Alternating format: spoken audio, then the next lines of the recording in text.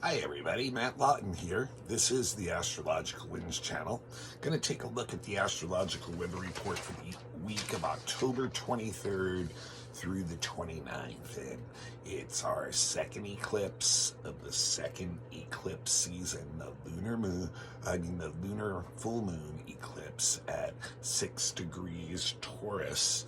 And the actual north nodes is in Aries, but the full moon is in Taurus. So I'm going to talk about that today, and also the sun going into Scorpio, and then an interesting Mercury-Mars conjunction configuration going on next weekend also. First off, just want to let you all know the Astrological Winds channel is a free video blog at this point that I do on YouTube every week. And if you have a YouTube account, you can become a follower if you like what you're seeing. And when you become a follower, remember to turn on your notifications, and that'll let you know every week when I post the blog, which is usually on Mondays. And remember also, the blog is also available in audio format only on all kinds of podcasts. And just look up Astrological Winds channel on your favorite podcast, and you'll be able to tap into that. And that actually, I think, frees a lot of people up to listen to the blog when they're doing other stuff. Really no need to really look at the video. It's usually me talking to the camera. I might flash a chart once in a while up there, but and also the Astrological Winds channel does have a Instagram account. So if you have an Instagram account, please become a follower, and I do post some extra comments during the week sometimes on certain days there too, so you get some additional stuff by following on Instagram.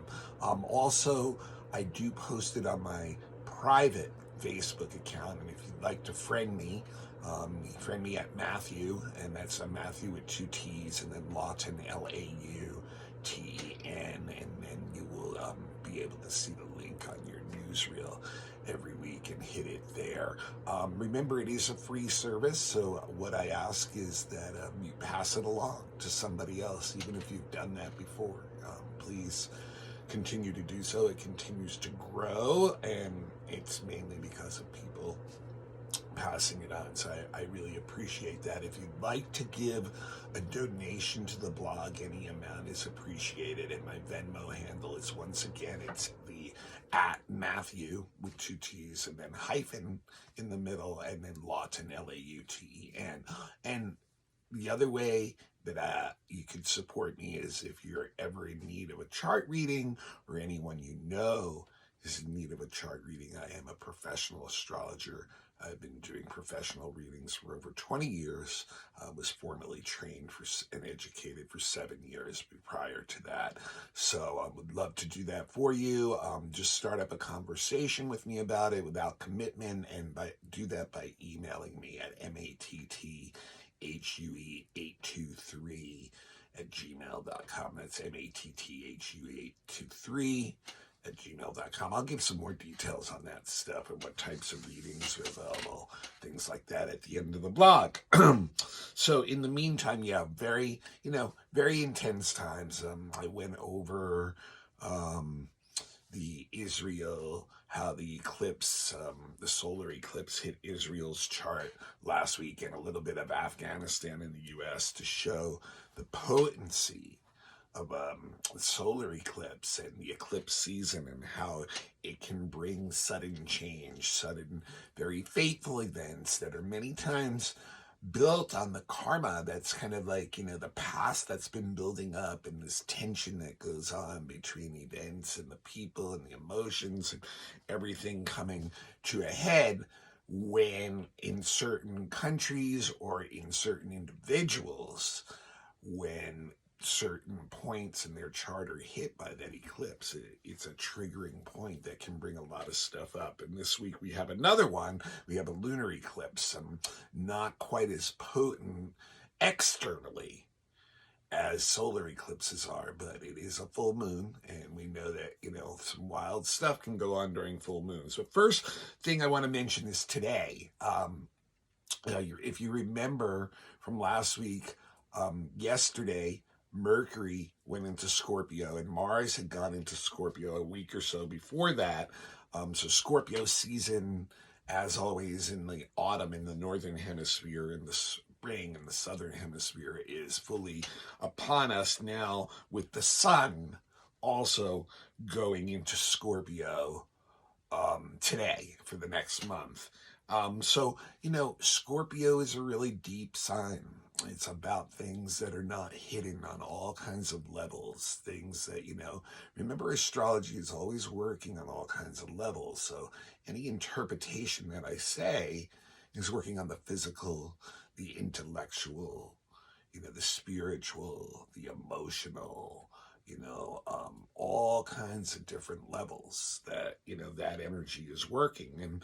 And so when the sun goes into Scorpio, though, a lot of the boundaries between the worlds, between different realities, seem to open up, and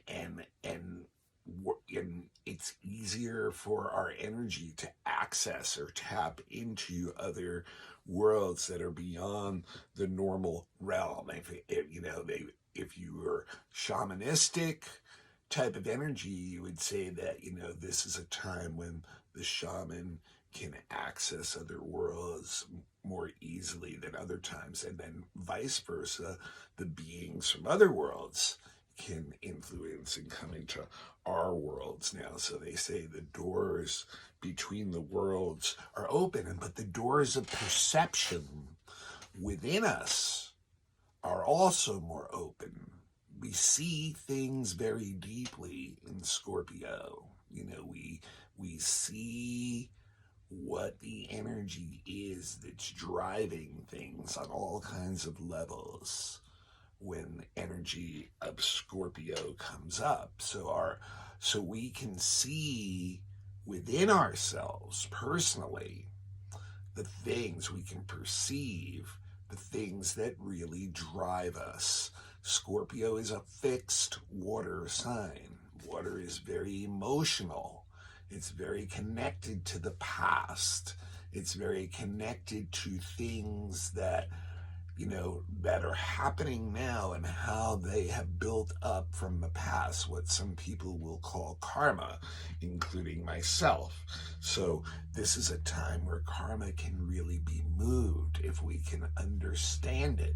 And Scorpio also has a deep connection to what? Family, right? Our heritage, keeping what is ours, and within that power structure, Scorpio energy feels its way through life, right? It feels things very, very deeply, and it sees the shadow side of things, and it understands that everybody has that shadow side.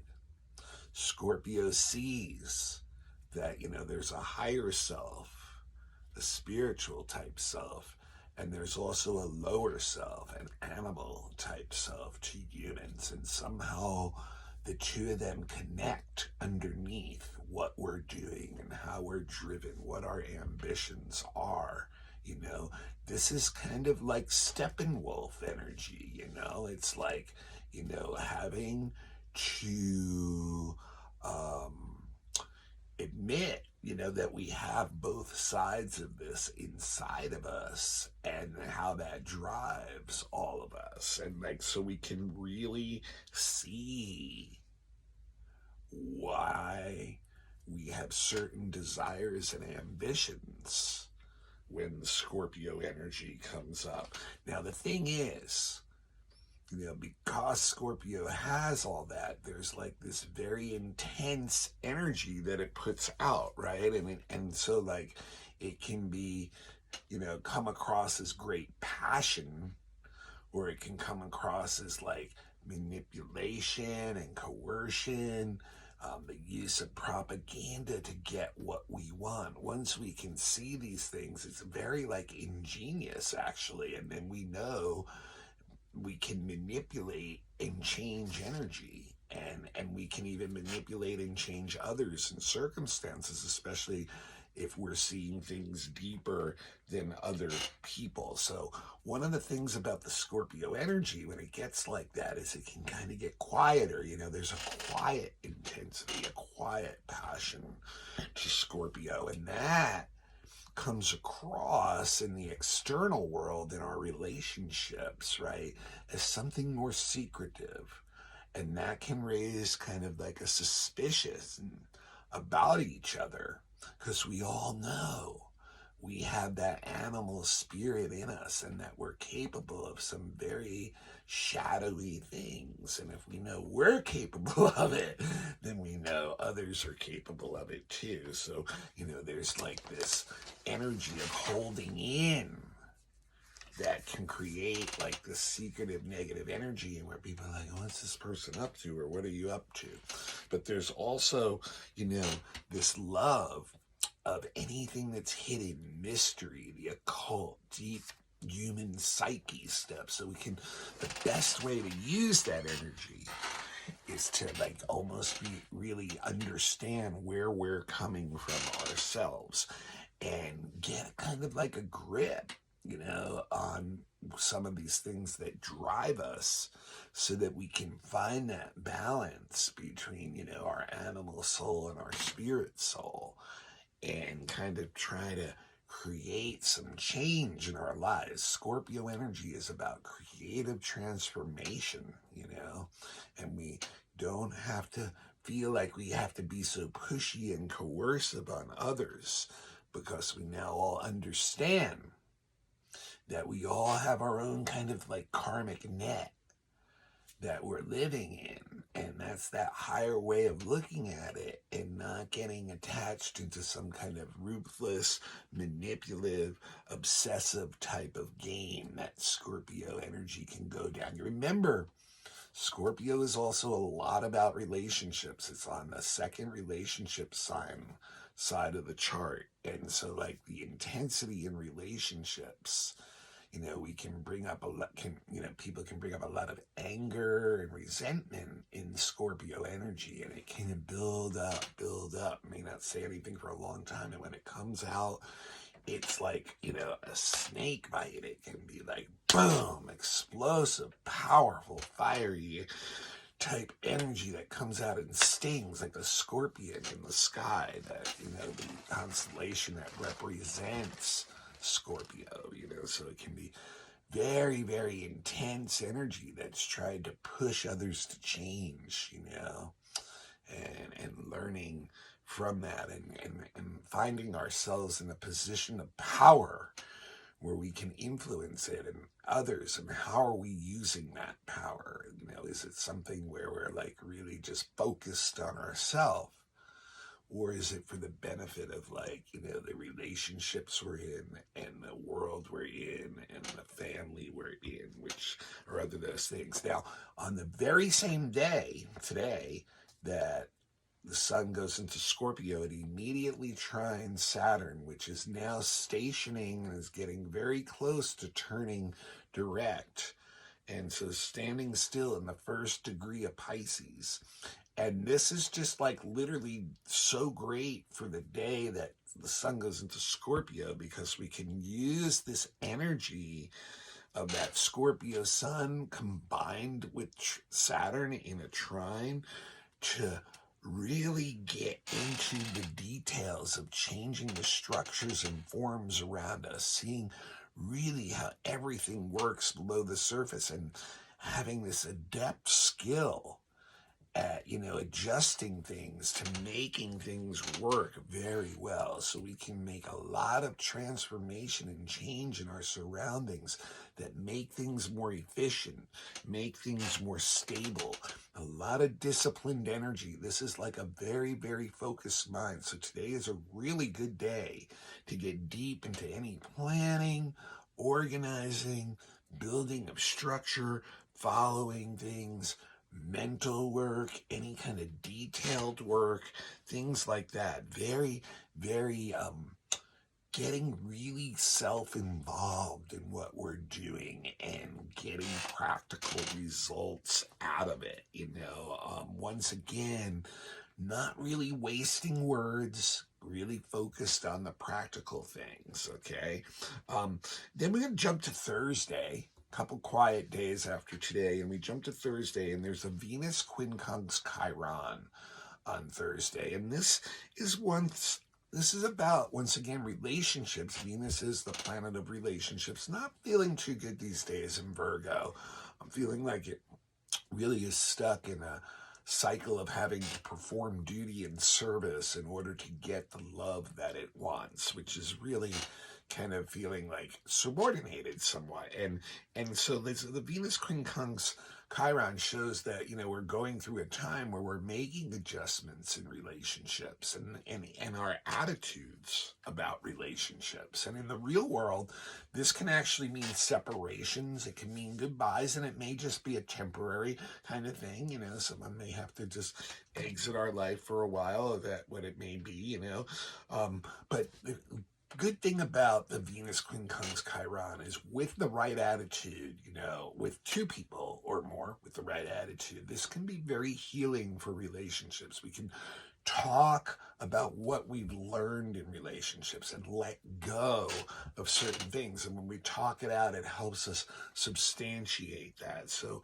it can be very supportive on that level of letting go of old attitudes about relationships, or even old relationships, and moving on and finding some support in that, and then giving support at the same time. So on the weekend, we have the eclipse, but before that, I want to get a little bit into, Mercury is going to conjunct Mars on Saturday in Scorpio, which is Mars' sign.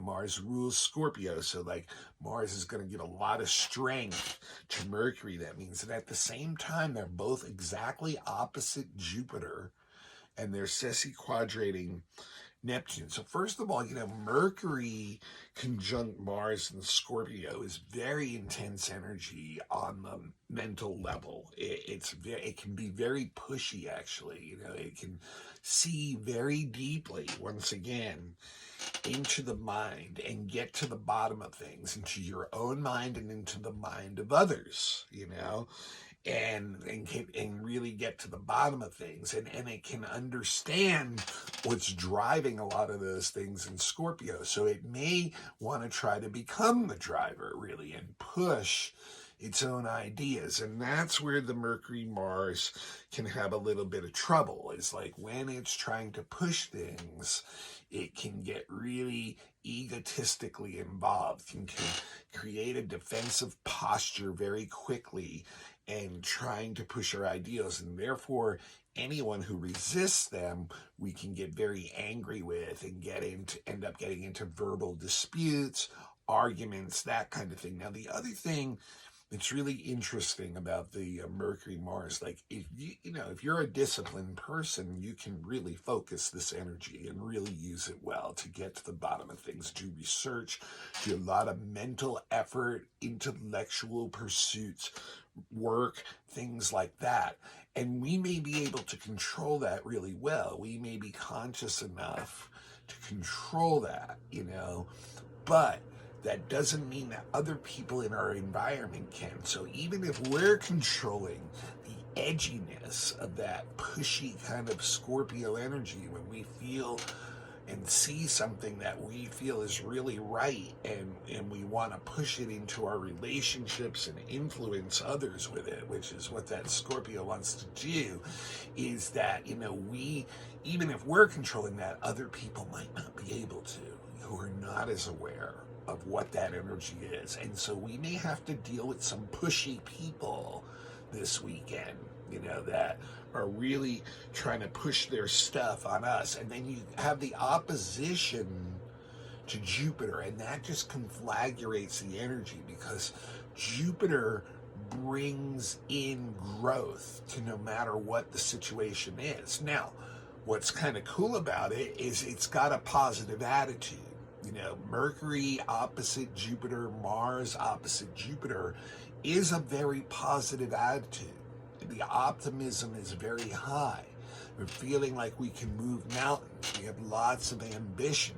We have lots of power. We have lots of physical energy and intellectual energy, and they all combine together to push for expansion. We want to grow. We want to take in more.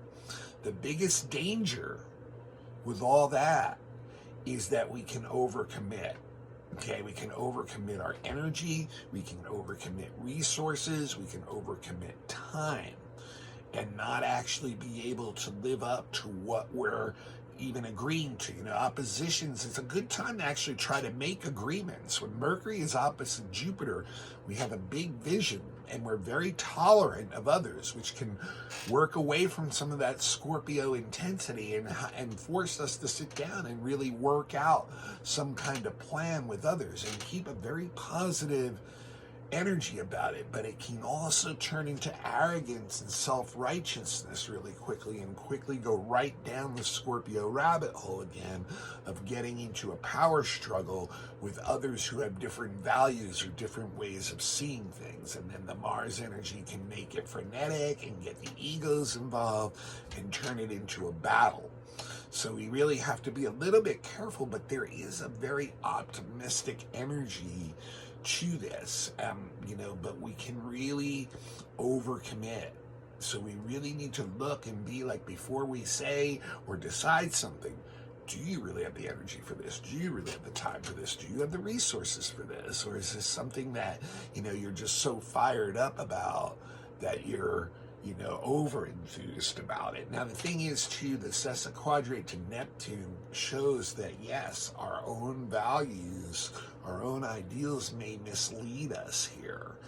And, and that could end up bringing us to a place where we're kind of confused or demoralized or stuck once the energy of that Mars, Mercury, and Jupiter play out and reach an end. We might find out, we didn't really get to where we wanted to go. Okay, so then the full moon at 6 degrees Taurus is a lunar eclipse.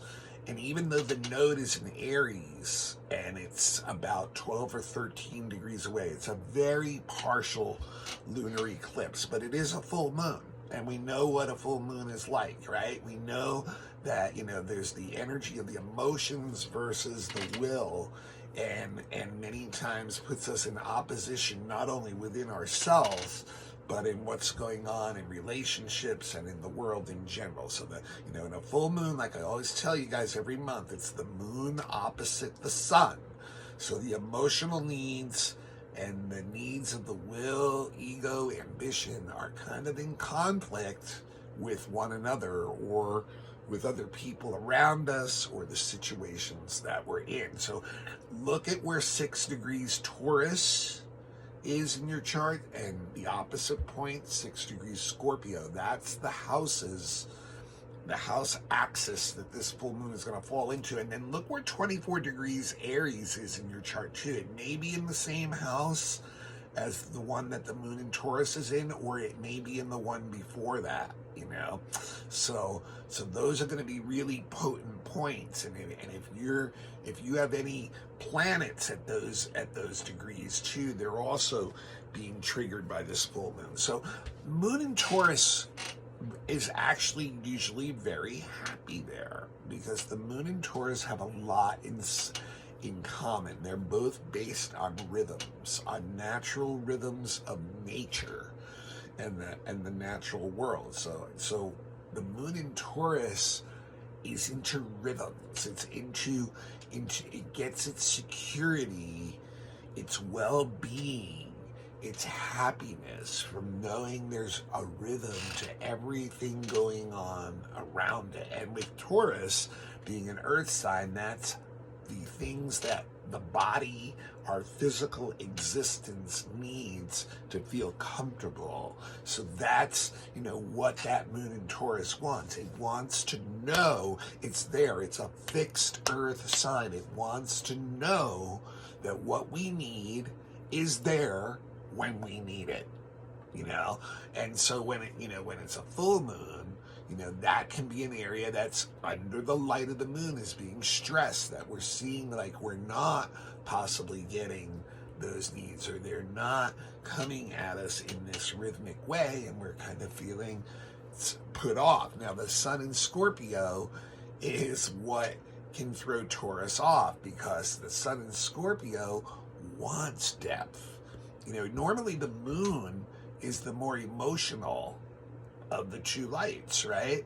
But with the sun, but Scorpio is a very emotional sign. So the sun in Scorpio is actually feeling emotions deeper than the moon in Taurus. The moon in Taurus has a tendency to actually deny deeper emotional stuff and push it under the rug, much to its own detriment ultimately, because what many times happens with the moon in Taurus is that when we settle down into this rhythm, it almost becomes too routine.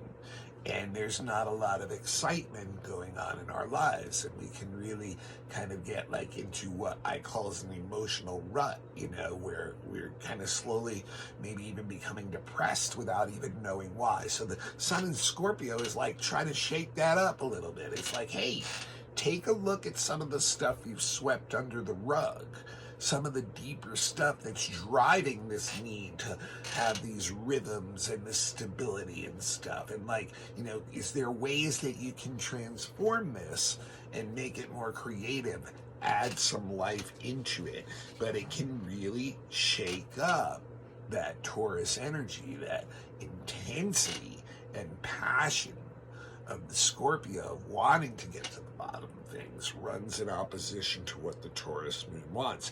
Now, interestingly enough, that Mars Mercury conjunction opposite Jupiter is all tied into this full moon too. The moon is actually conjunct Jupiter, which Jupiter being in Taurus and retrograde will once again deepen that, will bring more of that desire of the Taurus moon to stabilize, to try to hold on to what we've got in a world that's changing very rapidly, and there's a lot of emotionally triggering events going on, likely in our personal lives and obviously on the world stage. So it's like, that Jupiter is like, trying to enhance that moon, like, yes, hold on to what we've got.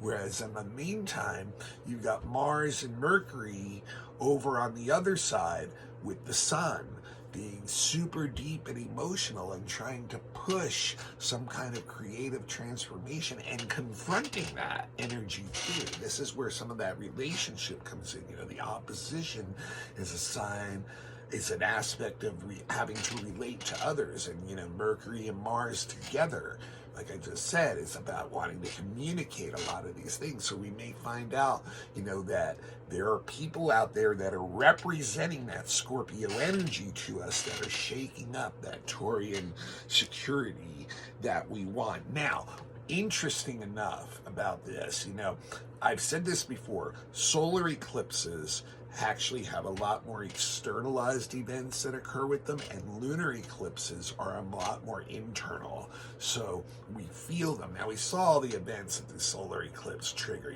We had the attacks in Israel, Afghanistan, Congress can't get a house leader, things like that are really intense, and this is like a lot of the emotional fallout and hangover that comes from that. The lunar eclipse is like really inner and chewing through the changes that we've gone through personally lately and the changes you see in the world. And what that means is a lot of times if you chew on that stuff a lot, our thoughts create reality, right? So we can actually create an external event by being so focused on certain things. So we may not have so many come right at us, but we may be co-creating events that are life-changing, that can shake us up, that can bring in a lot of change very rapidly. And remember, it is a full moon, so that does mean in every month when the gravitational pulls are stronger, this is a time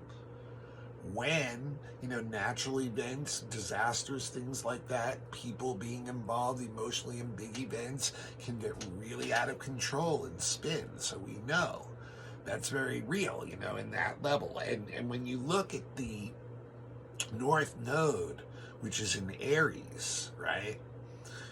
It's conjunct Eris, exactly. So that to me means, yes, there's a really good chance, once again, we're going to see some earth-shattering events. We may see, natural disasters, more man-made disasters over the next week or two, and it just is like, Eris comes in there and forces change, and it can be very chaotic, And it's interesting too, with the North Node in Aries, it's also saying, a lot of the solutions of a lot of this stuff is still like us having to take responsibility, having the realization we're responsible for our own life, for our own soul's journey.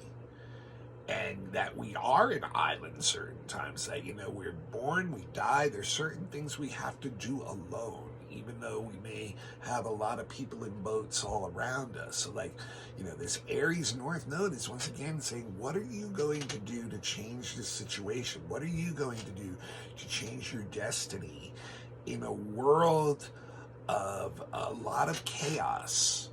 How are you going to find the harmony within that chaos? That's a lot about what this time of the year is about.